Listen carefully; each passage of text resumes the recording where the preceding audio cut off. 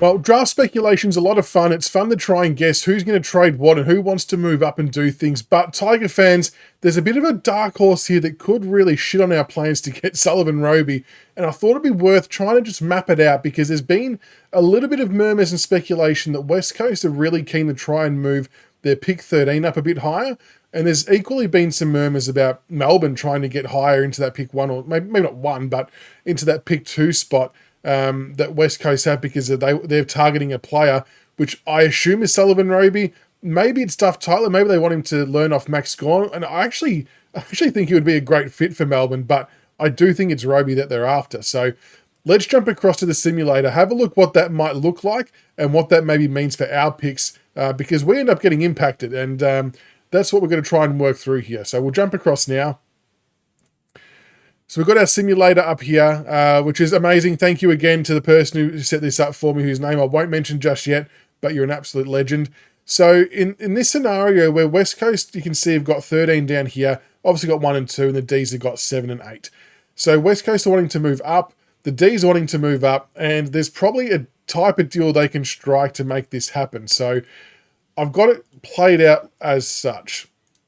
So Melbourne would give up their pick 7, pick 8, and I do think in order for this to work, because they're going up to pick 2, and because if we're talking about point valuations, if we just did this for the 2 West Coast picks, they'd still be West Coast would be about 500 points short of where they started. So I do think that it will require a future first rounder as well to get this done. But if you're Melbourne, you're obviously wanting to give up the Gold Coast first rounder they got, because Gold Coast are probably going to finish a lot higher. If you're West Coast, you're going to be asking for the Melbourne first rounder. That's for them to play out and try and understand and work out. I'm going to go with what feels like the more logical option that would get the deal done, and that's the Gold Coast first rounder. And then in return, West Coast would give up picks 2 and pick 13. So we'll execute that. So that now rejigs the draft order a little bit. So you got West Coast in at 1. Melbourne now would sit at number 2. Then West Coast get back-to-back picks at 7 and 8, which I think definitely achieves their goal of wanting to move their pick 13 up, and they just drop a few spots with their pick number 2.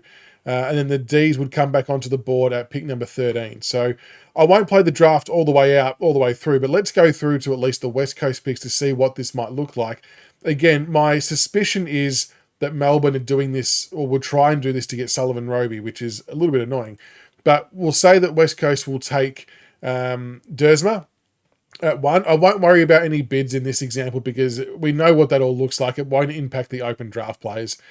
The D's, I think, doing this move is because they want Sullivan Robey, not a bad replacement. They've just lost Petrarca, they've lost Clayton Oliver. I'm not at all suggesting that Robey's going to play in a midfield from the start, but you know he's got that potential to do so. Bigger body, 192 centimetres, barreling people over. I think he would be actually a good fit. But like I said at the start, I do equally think that Duff Tyler would be a good fit for Melbourne.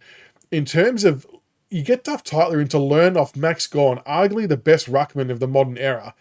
Not a bad thing to have happen for a couple of years and a bit of a handover. So maybe that is the play they're actually after, and Robey could be a bit of a red herring. Who knows? But gut feel says Robey.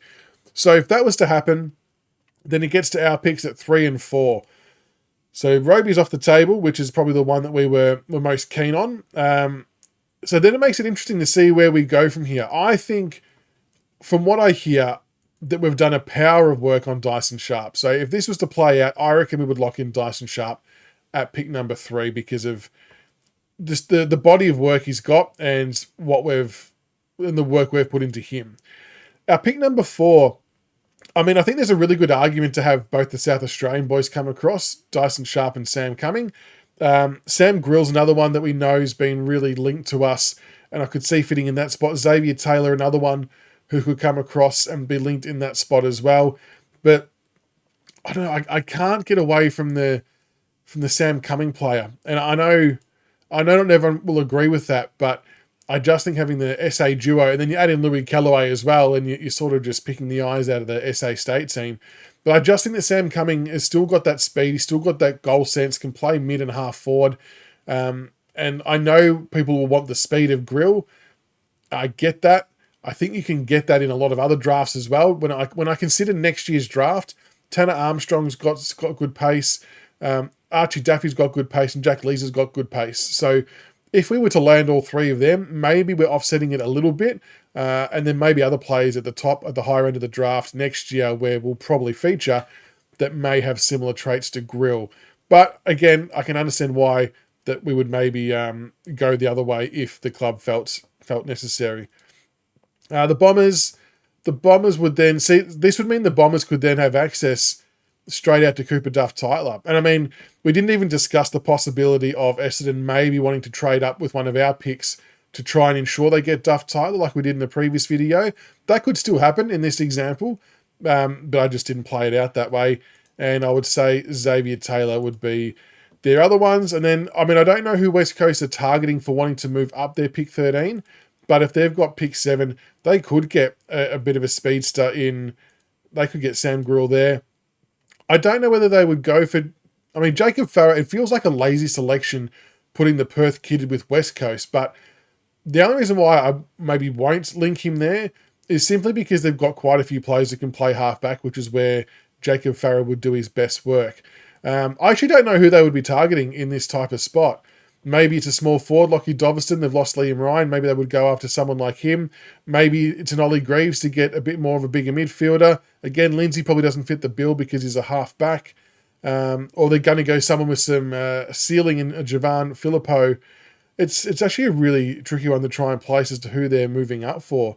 I'll lock in Ollie Greaves, but that's not with any certainty. So if you're a West Coast supporter, I'm really keen to hear who you would have at that pick number 7 and 8. If this trade was to play out and you've taken Dersmer at 1, who would you be targeting at 7 and 8? I mean, that's just a Richmond Nuffy putting in some guesswork there, so don't take that for too much. But keen to hear all of your thoughts. But yeah, just could be another way, Tiger fans, that we might lose access to Sullivan Robey, who I know we all want fairly keenly. But honestly, if we walk away with Sharp and Cumming, you can't be mad at that either. That's still a pretty good haul, and they are going to add quite a bit to our midfield going forward.